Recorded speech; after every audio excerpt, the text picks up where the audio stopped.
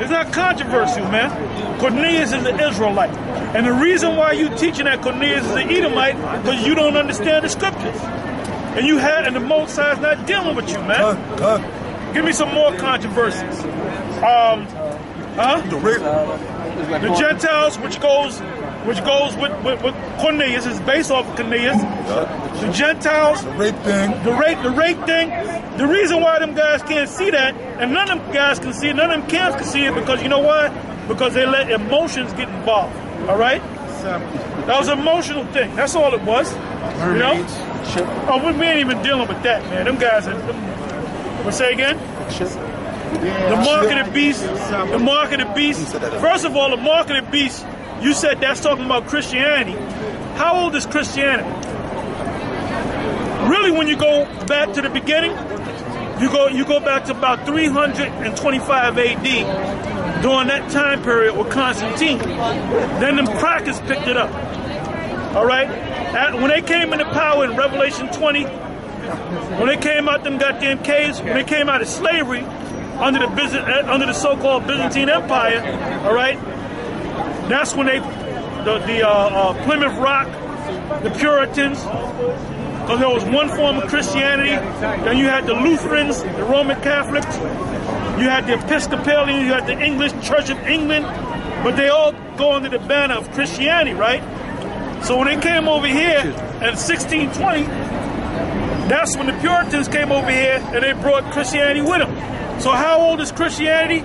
You can go back as far as 325 AD. Let's put the white man in the picture. We're talking about the 1400s, 1500s. When you go back to Torquemada, y'all know about Torquemada? Who's Torquemada? Nobody know about Torquemada? Nobody ever heard of the Spanish Inquisition? When did the Spanish Inquisition take place? 1400s, all right? So one of the key guys, he was like a church father. His name was Torquemada. And he was a guy in charge of that, and they were burning people at the stake. If they was Islam, you had to convert to Christianity. If you was a Jew, you claim to be a Jew, you had to convert to Christianity. If you didn't, they'd burn you at the stake. And that was during the time when Granada was taken down. What do y'all know about Granada? Granada was the last stronghold. Y'all got to know this history, man. Y'all, like you said, you watch the ID channel, watch the History channel. Go on Google, man. When you read about the Moors, the last stronghold of the Moors in Spain was Granada, man. When they... And there was a wall that they had to break down or something? Yeah, because that goes back to the ancient world. Every ancient city had a wall around it, man. Okay? So the last stronghold was Granada in Spain. You go into the history of Granada, man, you get a lot of history, man. And those are Moors. They're not the Moors that you see today. The dudes with the fez on their head. The Moors weren't Israelites. So when they say they are Moors, they might be Moors. They might be descendants of Moors. But Moors is a general term, man. Okay? And those were Jakes that embraced the religion of Islam, man. Okay? So what they did was that during that Christian era, during the time of Columbus, if you didn't repent, or if you didn't push your Islam or being a so-called Jew to the side, they would kill you, man. And they would torture you too. So now, the scripture, when you go to Revelation, the 13th chapter, it said, and the beast caused us all. Matter of fact, let's go to that. Let's go to that, man. Revelation 13. This is the book of Revelation. Let's start from the top. Okay. Revelation 13:1. And I stood upon the sand of the sea, and saw a beast rise up out of the sea, having 7 heads and 10 horns.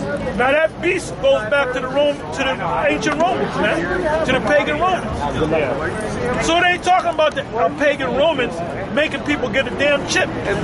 You got to bring it up to date. Let's bring it up to date to the new beast.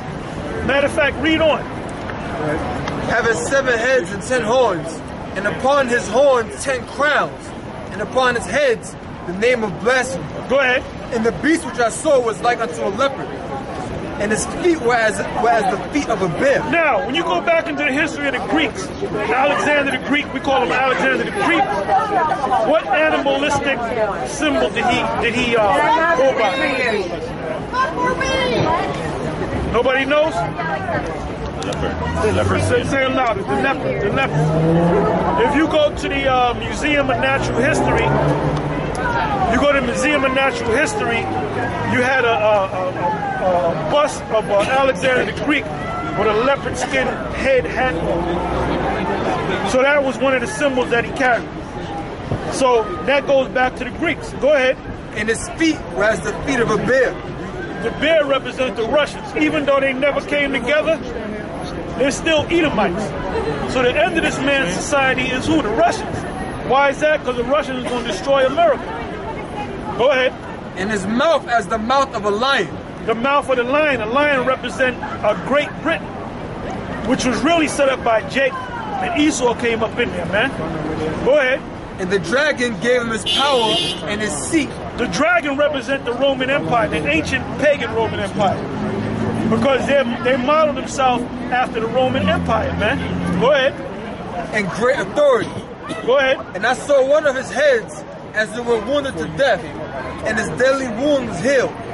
And all the world wondered. So now, the head that was wounded to death was Rome itself, pagan Rome. And it said his deadly wound was healed. How was his deadly wound healed? Because it came back into power. It was brought down, then it came back into power. Hold that and give me Revelation 20 and start from 1. Revelation chapter 20, verse 1. And I saw an angel come down from heaven, having the key of the bottomless pit. If y'all got any precepts, let me know. Go ahead. Having the key of the bottomless pit and a great chain in his hand. And he laid hold on the dragon. That represent Yahweh Shai.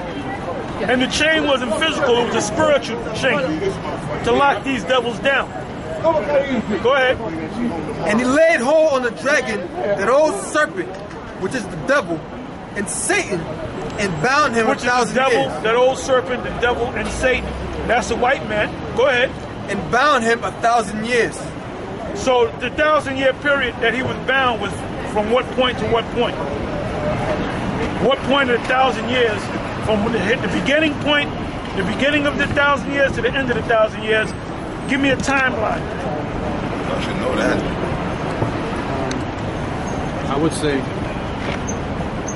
I would say from the time of Constantine, 324, 325, to about, say, 1350, because that was, at that time is when the bubonic plague came in. So from about 1347, 1350, the plague came in and annihilated Jake in Europe. 2 out of every 3 people everywhere you went was dead. So then come the mid-1400s, 1453, which is less than 100 years later than the plague, Constantinople was sacked by the Ottoman Turks. And that was the eastern part of the Byzantine Empire. And that was about the same time when the Moors are coming down. Yep.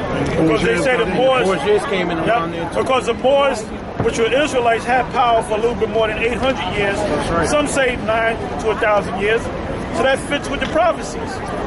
Because you had our people, which some of our people were going by the name of Christianity after Constantine, and that was the 1,000-year reign. All right? But then you had the Moors, and they both went down around about the same time. Yeah, the Borgias came in there. That's when the Borgias came up in there. They was fighting each other too because the Moors. There was a movie called El Cid, Charlton Heston. That's a good movie to watch, man. In Spain, the Moors, a lot of the Moors were Israelites anyway. And they were No, fighting. the Moors were. They were all Israelites. They were all Israelites, yeah. And they were fighting. Because the word Moor, they were in Spain, so the Spanish word for black is what? Moor. Yeah. So they were calling them blacks. Yeah. That's all it is. The word Moor Yeah. is a Spanish Latin word meaning black. Yeah. Okay? So they were fighting. The Moors were fighting the so-called Christian noblemen, which were Israelites fighting Israelites. That's right. Because they were going on them crusades to try to recapture Jerusalem. They were fighting against the so-called Muslims. A lot of Israelites had converted to that Islam shit, going back to like during the time of Muhammad, which he was set up by Jake. Muhammad was set up by Jake. You see what I'm saying? But then a lot of Jakes got converted into that. That's how they became Moors. Because the Moors were so-called Islamic. But they were Israelites like these niggas in this. Not a scratch with Jake today. You got these Jakes running around that swear that they damn Muslims, man, or Arabs.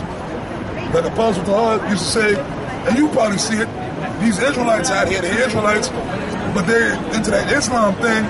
Them niggas will talk with an Arabic accent. They act like they just came from Mecca. You know what I mean? They really get all into it. So it was the same thing with the Moors back during that. And you can't talk to them niggas, man. No. You come to a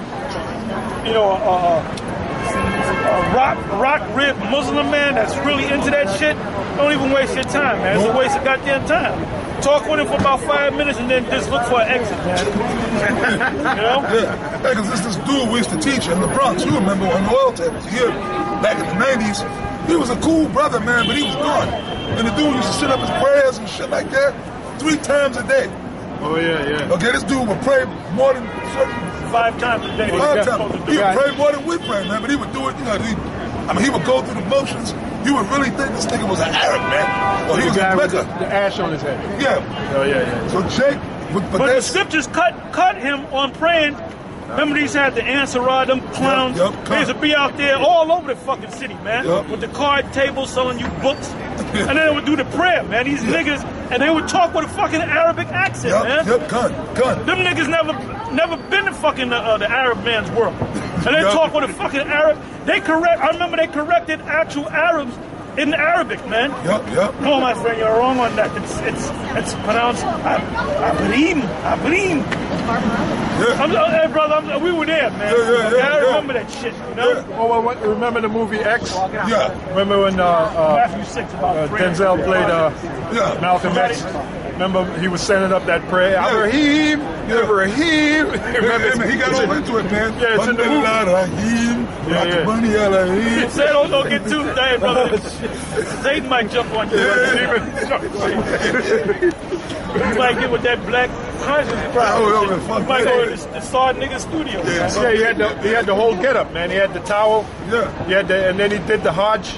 Yeah. You know, they speak about the Hajj. And you know they actually did that because in order for them to film over there, they had to convert to Islam. So they all converted to Islam. And actually become Muslims. Yep. Hey, but you know what? That proves the reincarnation too. That's another these idiots. The reincarnation ain't true. That prove it. Because these guys that's there, the scripture, Ecclesiastes 1 and 9, I'll quote it. The thing that has been is that which shall be, and there is no new thing under the sun. So everything that's happening now happened 100 years ago, 200,000 years ago. Because the same spirits come back and repeat the shit. So these jakes that's into that Islam shit, that's them same niggas that had to be. That was back then, the Moors and them guys. Yeah, they came back into it, man. Yeah, they came back in. You see the average nigga that's rock red, Islamic, he was that in the past, man. You know? Gun. Hell, just like us, the spirit of the prophets is subject unto the prophets. We came back into our lot, being in the truth. The ones of us that's of the elect that was back there with Yahweh and Paul and Peter and the guys, we back here in our lot doing what we was doing. You was a baseball player. I'm just, making a hypothetical situation. Let's say 2,000 years ago, during the time of Yahweh Shai, you was a baseball player, and then you come back as a prophet. No, it don't work that way, man. You know what I'm saying? The Most High shuffle. The Most High, he don't shuffle the deck, man. He don't say, okay, well, back then this guy was a prophet. This time I'm gonna make him a prophet this time. No, man. The Most High is in order, man.